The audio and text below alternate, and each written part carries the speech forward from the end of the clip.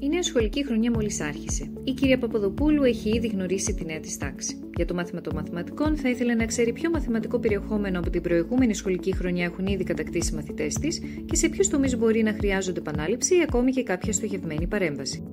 Η κυρία Παπαδοπούλου γνωρίζει ότι το μεγαλύτερο μέρος του μαθηματικού περιεχομένου οργανώνεται ιεραρχικά και ότι το νέο περιεχόμενο που θα διδαχθεί στην αριθμητική και στην άλγευρα βασίζεται σε προαπαιτούμενες γνώσεις και δεξιότητες. Ωστόσο, δεν υπάρχει κάποιο τυποποιημένο τεστ διαθέσιμο στο σχολείο της που να μπορεί να χρησιμοποιήσει για να διερευνήσει τις προαπαιτούμενες γνώσεις των μαθητών της.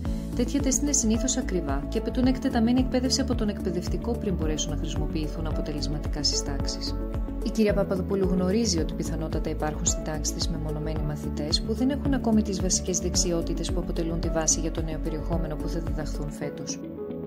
Επιπλέον, σε σχέση με κάποιους τομείς του περιεχομένου, ίσως να χρειάζεται μια ολοκληρωμένη επανάληψη για το σύνολο της τάξης πριν εισαχθεί το νέο περιεχόμενο.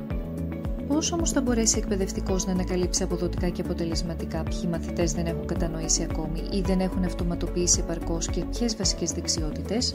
Για το σκοπό αυτό, αποφασίζει να δοκιμάσει σήμερα στην τάξη της το διαγνωστικό τεστ DITOM. Το διαγνωστικό τεστ DITOM είναι τυποποιημένο και συνεπώς η αποτίμησή του παρέχει στην κυρία Παπαδοπούλου συγκεκριμένο και έγκυρο εντοπισμό εκείνων των μαθητών που δεν έχουν ακόμη τις απαιτούμενες βασικές δεξιότητες για την κατανόηση του περιεχομένου της νέας σχολικής χρονιάς. Ο έγκυρος εντοπισμός των μαθητών που συνεχίζουν να δυσκολεύονται με τις προαπαιτούμενες γνώσεις και δεξιότητες είναι απαραίτητος για την παροχή στοχευμένης υποστήριξης. Η υποστήριξη αυτή μπορεί να απαιτεί πρόσθετη ποιοτική αξιολόγηση για τον ολοκληρωμένο εντοπισμό συγκεκριμένων μεμονωμένων δυσκολιών και παρανοήσεων που με τη σειρά του οδηγεί σε άμεση παρέμβαση.